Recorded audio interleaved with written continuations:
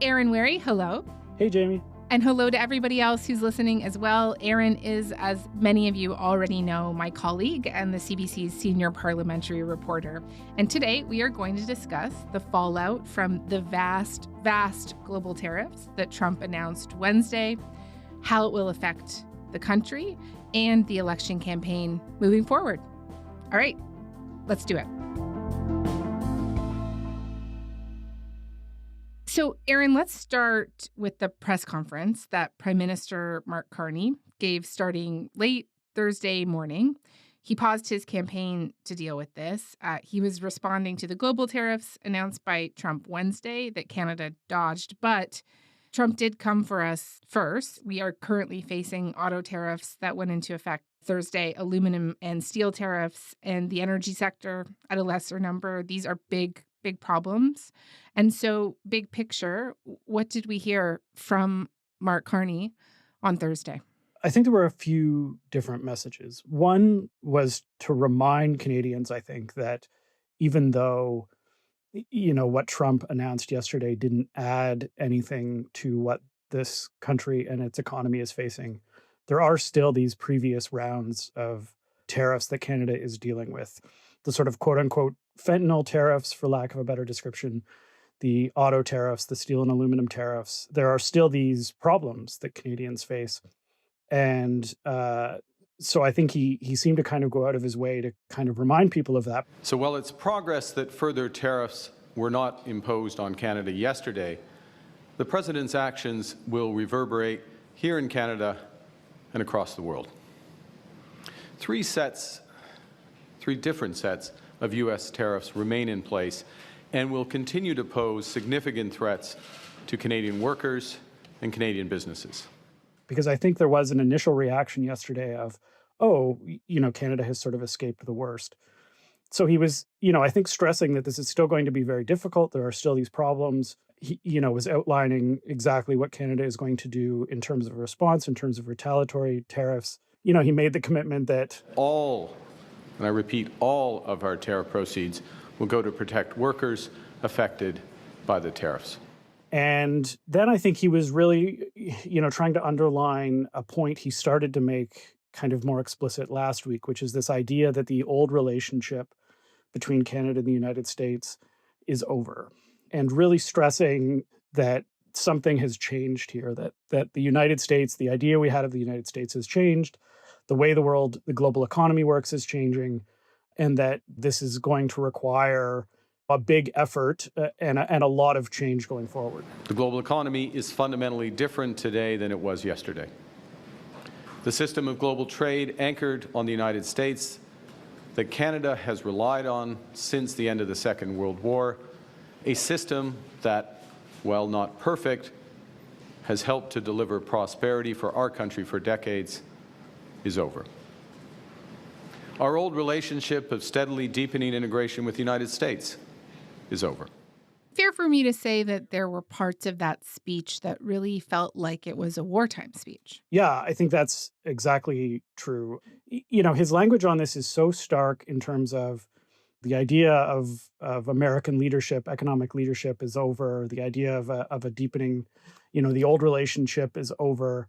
I thought it was interesting when he said it last week for the first time. It really resonated in particular in the international press. And I think it was because they could look at this, maybe even more than Canadians could, and say, oh, wow, like this is the leader of of the United States' closest neighbor and, friend, at least up till recently, saying that something has changed. And then he sort of segued into this, Mark Carney segued into this section about speaking to a teacher who had assigned her students this assignment to talk about what they saw in the future. And he quoted, I think it was one particular student talking about how they were worried about tariffs and about Canadian sovereignty. And I think that really kind of underlines this idea that the country is facing, I don't know if it's quite existential, but this sort of massive challenge that is going to take massive effort to respond to. So to those kids at Glenn Williams Public School, don't worry.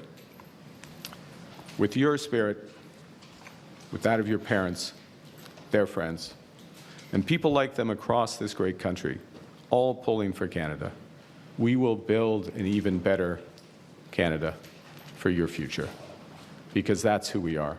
The only other thing I can compare it to is really the COVID era, when Justin Trudeau talked about Canada in that sense of like everyone coming together to face this sort of massive external challenge.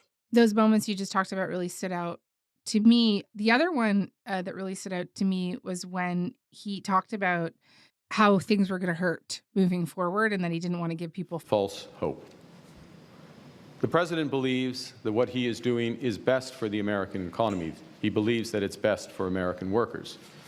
And although their policy will hurt American families, until that pain becomes impossible to ignore, I do not believe they will change direction. And then later, when he was taking questions, he was asked if Canada was headed for a recession. And he also gave a pretty somber answer there, basically saying that it starts with the global economy. There is a possibility of the U.S. heading into a recession. It is usually the case that when the United States has a recession, that it's very difficult for Canada to avoid something similar. We need to take action now for short-term support and reimagine our economy for the medium term. Talk to me more about his plan moving forward. What is it exactly that he says he and his government are doing in the short, medium, and then long term? Yeah, just before I get to that, just to build on what you just said there, like I do think there is sort of an implicit hope or understanding that these tariffs will cause hardship for Americans, and Americans will respond to that, and that will sort of restrain Donald Trump. And I thought it was interesting that Carney was sort of preparing Canadians for the idea that like this isn't going to be maybe a 24-hour, 48-hour thing where the stock market plunges and then Americans are mad and then Donald Trump responds, that this could be a very long process, and that the idea that Americans may suffer pain and Canadians may suffer pain. I think there's also, again, this idea of like, let's not take yesterday as a good day for Canada. It is going to get hard. Then casting forward, his idea, right, is, I mean, I guess there's a few parts to it. One is, the retaliatory tariffs and providing immediate support for people that are impacted.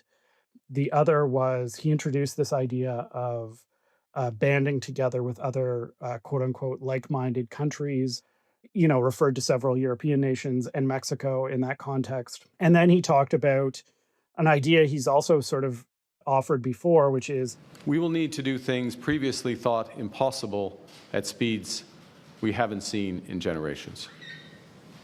Breaking down internal trade barriers so that we can have one Canadian economy, not 13.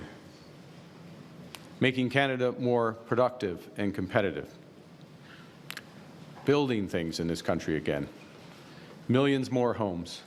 Building clean and conventional energy. Building more public transport, more mines, more assembly lines. Building new trade corridors with reliable partners. This idea of real significant economic and industrial effort to build resiliency in the Canadian economy and, I guess, really deal with this new reality that we're facing. Mm-hmm.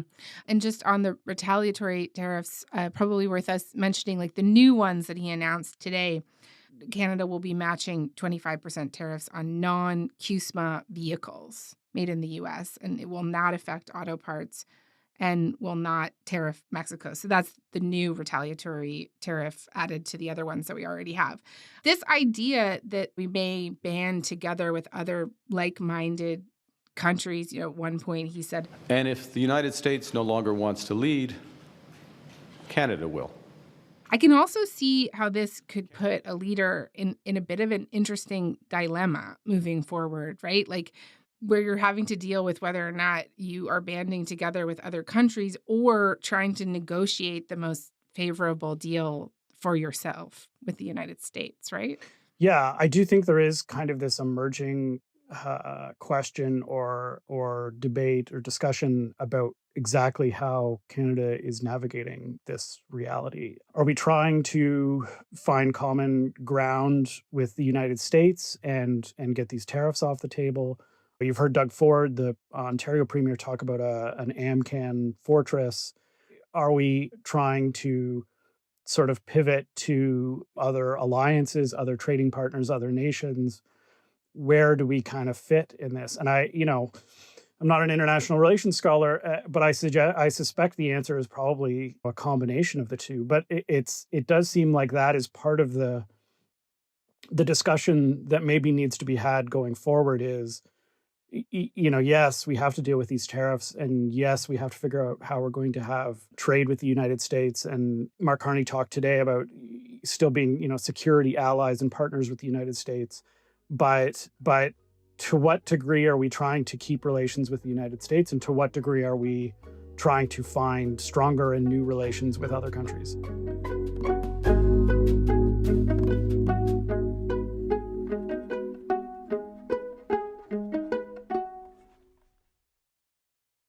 Okay, let's move on to Poilievre now that we have a bit more of a sense of what Carney is trying to do here moving forward. Dealing with Trump has become arguably the most important issue for voters. So I think it's important to figure out how these two men diverge here. We heard from Poilievre at some length on this before Carney spoke on Thursday. He laid out some plans the day before as well. And just tell me what it is that we are hearing from him. Yeah, I think Poilievre said a few things. I mean, first, on Thursday morning, I think he tried to imply, or more than imply, that Mark Carney had sort of failed to stop the tariffs that are coming. That just last Friday, Mark Carney said he had a, quote, very productive, very constructive call with President Trump, citing progress. Unfortunately, Canada has not been spared. There is no progress, and there was nothing constructive or productive about Trump's tariff announcement. At midnight. So I think he was, trying to undercut Mark Carney with that argument. I think the other pieces he has tried to kind of build around that are, his proposal at this point is that he would say to the United States, let's have a kind of expedited renegotiation of the Canada-United States-Mexico Free Trade Agreement. That will allow us to find certainty.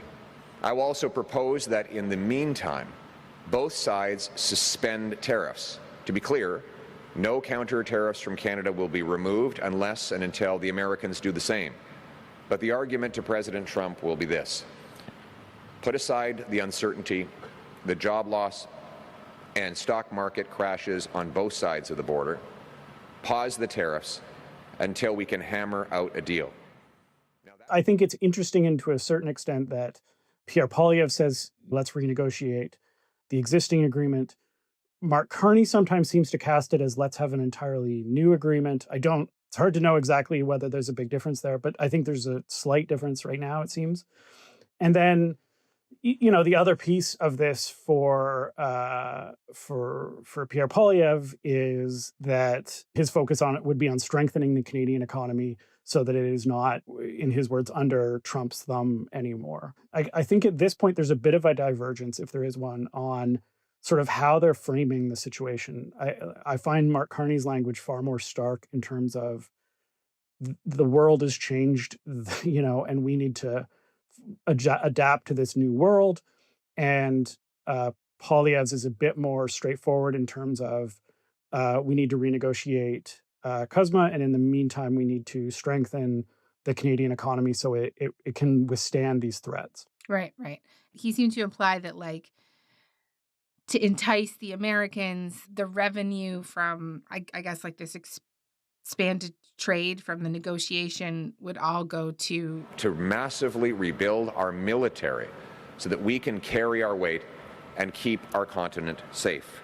This will create a powerful incentive for Americans to say yes, but of course, there's no guarantee with Trump. Which is sort of like a carrot to give them. Yeah, it's a kind of a deal where it lets, the Canada and the United States renegotiate. The expanded trade that results from that deal helps Canada increase defense spending, which everyone has sort of taken as a thing the United States wants. And then Canada can sort of hold up its end of the bargain for sort of continental defense. I think if there's a sort of point there that needs to be drawn out more. It's to what degree are we actually looking for expanded trade with the United States? It is one thing if you go back to a speech Pierre Poilievre gave earlier this year, where he had a big rally and it was a Canada First rally in Ottawa, and he gave a sort of big set piece speech. He held out the option to the Americans of, more trade and more cooperation on defense. And I don't want to say that we've heard Mark Carney sort of rule those things out, but when Mark Carney talks, it certainly doesn't sound like more integration with the United States. It sounds like less integration with the United States. And so we've got a few weeks left in this campaign. I'm interested to see whether that becomes kind of a point of debate.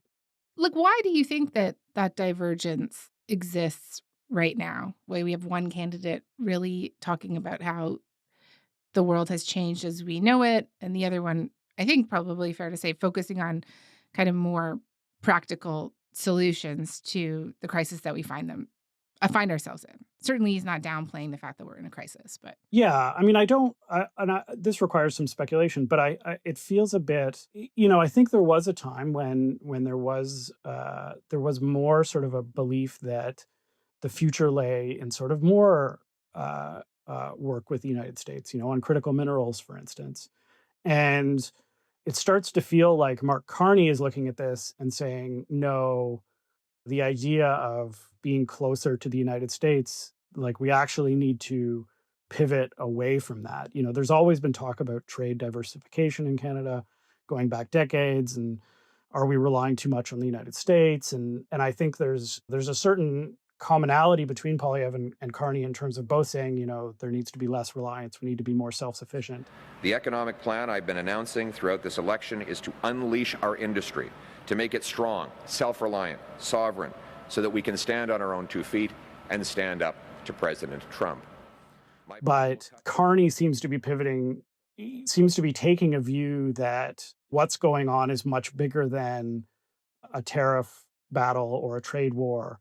And it's more of a fundamental change. I think the first sentence out of his mouth when he appeared before reporters the night on Wednesday night after the tariffs came out was, President Trump has just announced a series of measures that are going to fundamentally change the international trading system.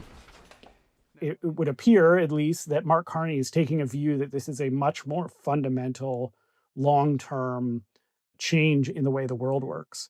And Poilievre's view is maybe not quite there yet, or it is not quite taking the same view.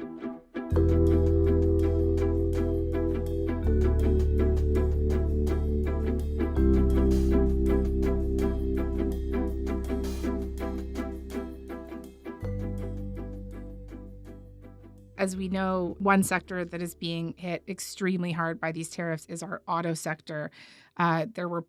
There's already been the announcement of the Stellantis plant in Windsor pausing its operations. 3,600 workers will be affected. They're also pausing operations in Mexico. Hundreds of workers have been laid off in the U.S. as well.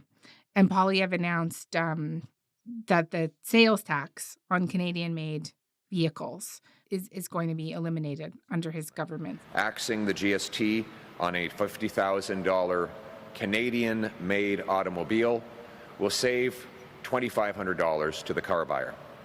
By saving cash... Both of these guys are really talking about the Canadian auto sector quite a bit. Yeah, I mean, I think, it should be noted the NDP was quick to point out that they proposed the GST cut on cars earlier. But there is a kind of convergence here on we need to do something about the auto sector beyond supporting workers. We are developing a framework for auto producers in Canada to get relief from these counter tariffs as long as they maintain their production and investment in our country. Importantly, every single dollar raised from those counter tariffs, our counter tariffs, which could reach around $8 billion before remission, will go directly to our auto workers and the companies affected by those tariffs. Carney was in Windsor last week and laid out this idea of a $2 billion strategic fund to help the industry and workers, with the goal, in his words, of building a made in Canada auto supply chain.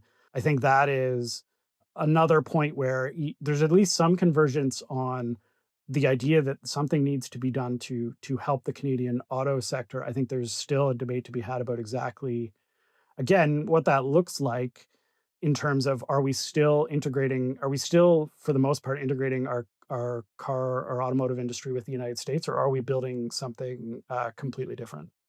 Just talking specifically about the election campaign that we're in, I did want to bring up two things that feel like real advantages for Carney as the incumbent in this moment, right? Because he can put on his prime minister hat and actually do the work. One thing that struck me is that after both men gave their speeches on Thursday, Carney really only took questions on the situation with the United States and on the trade war. And Poilievre was thrown a whole bunch of other questions, right? Now he's talking about whether or not a John A. Macdonald statue should be put up in Kingston. I believe we should put the John A. Macdonald statue back up. I mean, you agree with that? What do you think?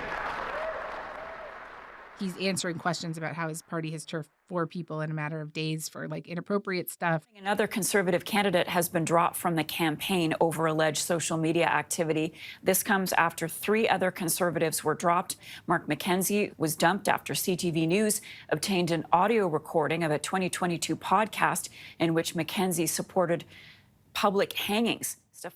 The Liberals have also had a problem with this too, but do you think that matters to the campaigns here? I'm sure for the Liberal campaign, they don't mind Mark Carney looking prime ministerial.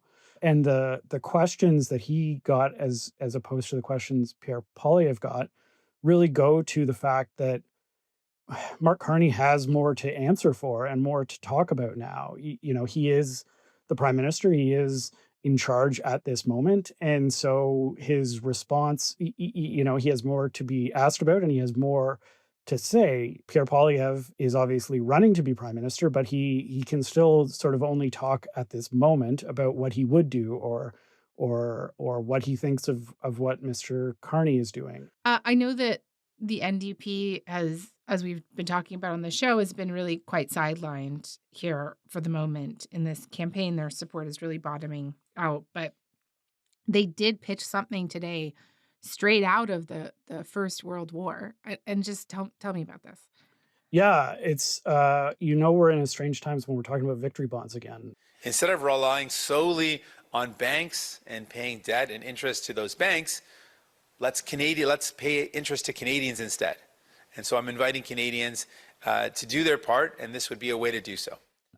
This idea that you would sort of invest money buy a bond from the federal government, and they would promise you a rate of return, and then they would use the revenue from selling these bonds to fund the, sort of economic response in this case to the trade war. And this is an idea straight out of wartime. In fact, during the World War, victory bonds raised more revenue than taxes because Canadians were so committed to doing their part. So right now, for Canadians who are wondering, how can I contribute?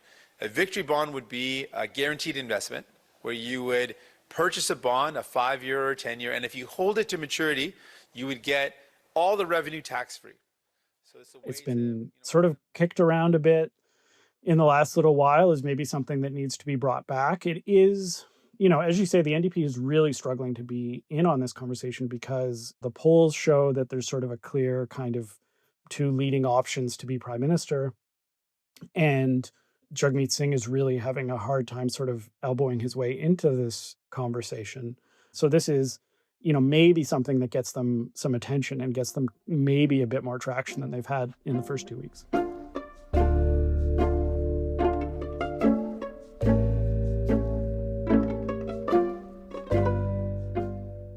I know we've been hitting on this throughout the conversation, but I do want to talk about the campaign moving forward here. I thought it was interesting to hear the Bloc's Yves-François Blanchet Thursday say that he thinks now we will be able to have a more normal campaign because it's clearer that negotiations will start with the United States after the election.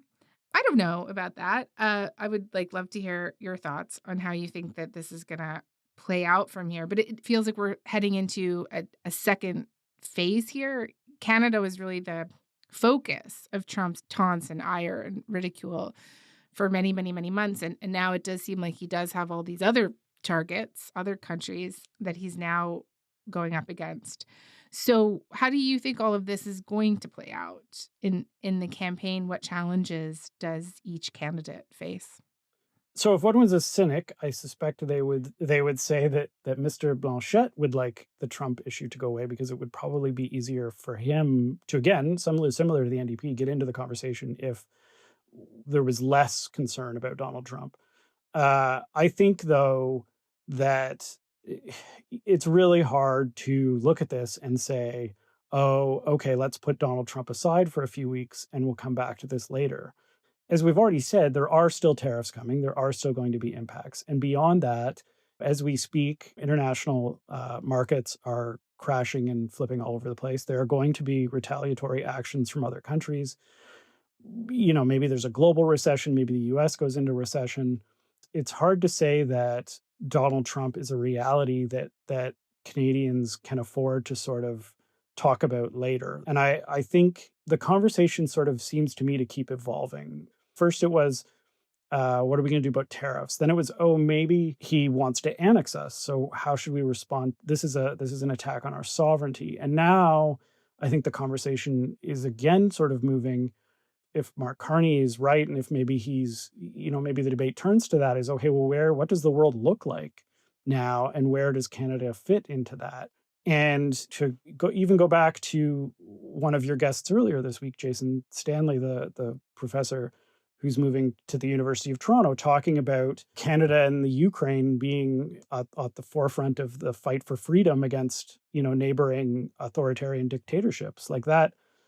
You hear something like that. And again, it's hard to say, okay, well, this is really just about tariffs. And so I think there's still a lot here to work through. And I think to a certain extent, even maybe Canadian leaders and Canadians are sort of working through what the ramifications of it are. I mean, I think the other piece of this is it's hard to know what Donald Trump is going to do from one day to the next. And so the idea that Canada has been spared further tariffs, or that we kind of know what the state of play is now, I think that's a hard assumption to make. Erin, thank you, as always. And I should say, I will say, we'll give everyone listening more information soon, but you're going to be with us on election night. We're going to do like a live stream. It's going to be on YouTube. We'll let you guys know soon where everyone can catch it, but it will be great to have you. Always happy to hang out.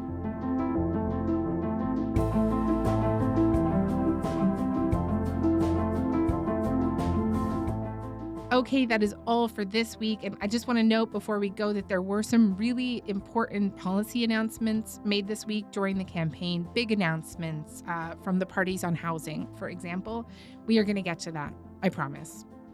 That is all for today, though. Front Burner was produced this week by Matthew Amha, Matt Muse, Ali Janes, Joytha Shengupta, Kieran Outshorn, Lauren Donnelly, and Mackenzie Cameron. Our intern is Iza Adil. Our video producer is Evan Agard, and our YouTube producer is John Lee. Our music is by Joseph Shabison. Our senior producer is Elaine Chow. Our executive producer is Nick McCabe-Locos, and I'm Jamie Poisson. Thanks so much for listening, and talk to you next week.